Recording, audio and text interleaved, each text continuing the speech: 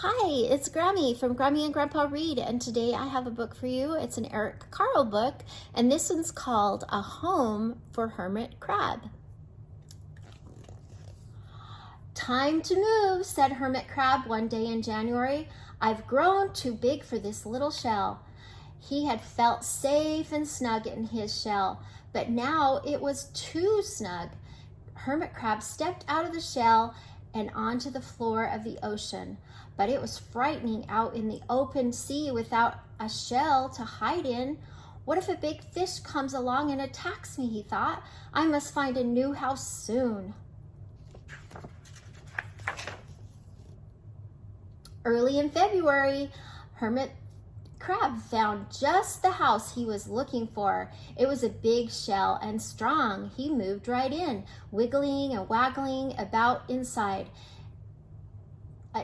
it to see how it felt. It felt just right, but it looked so plain, thought Hermit Crab. In March, Hermit Crab met some sea anemones. They swayed gently back and forth in the water. How beautiful you are, said Hermit Crab. Would one of you be willing to come and live on my house? It is so plain it needs you. I'll come, whispered a small sea anemone. Gently, Crab picked it up with his claw and put it onto the shell. In April, Hermit Crab passed a flock of starfish moving slowly along the seafloor. How handsome are you, said Hermit Crab. Would one of you be willing to decorate my house? I would, signaled a little sea star. Carefully, Hermit Crab picked it up with his claw and put it on his house.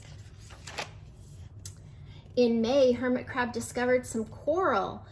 They were hard and didn't move. How pretty you are, said Hermit Crab. Would one of you be willing to help me make my house more beautiful? I would, creaked a crusty coral. Gingerly, Hermit Crab picked it up with his claw and placed it on his shell.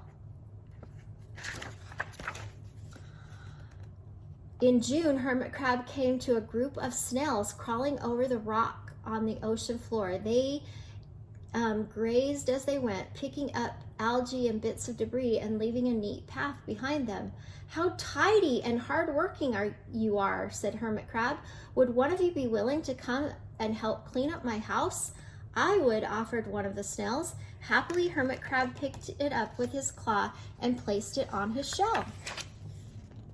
In July, Hermit Crab came upon several sea urchins. They had sharp, prickly needles. How fierce you look, said Hermit Crab. Would one of you be willing to protect my house? I would, answered a spiky sea urchin. Gratefully, Hermit Crab picked it up with one of his claws and placed it near his shell. In August, Hermit Crab and his friends wandered into a forest of seaweed.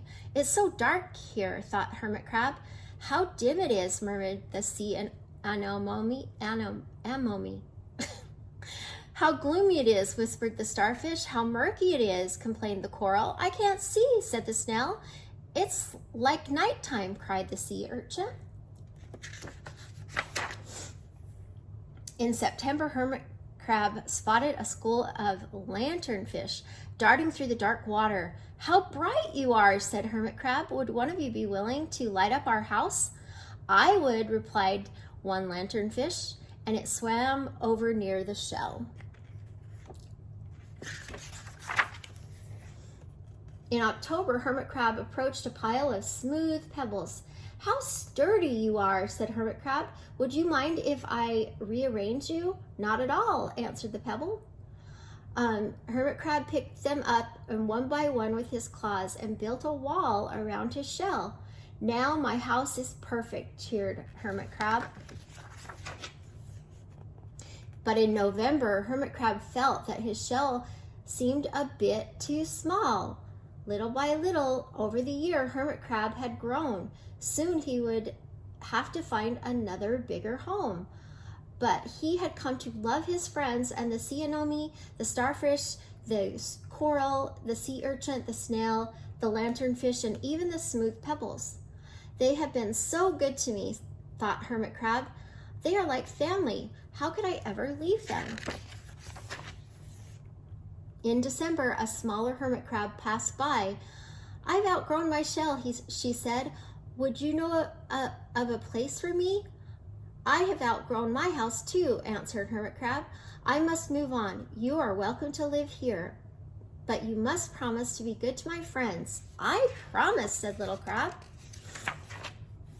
The following January, Hermit Crab stepped out and the Little Crab moved in.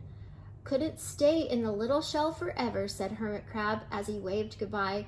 The ocean floor looked wider than he remembered, but Hermit Crab wasn't afraid. Soon he spied the perfect house, a big empty shell. It looked, well, a little plain, but sponges, he thought. Barnacles, clownfish, sand dollars, electric eels.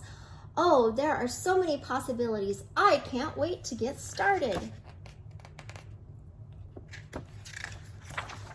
Oh, that's the end.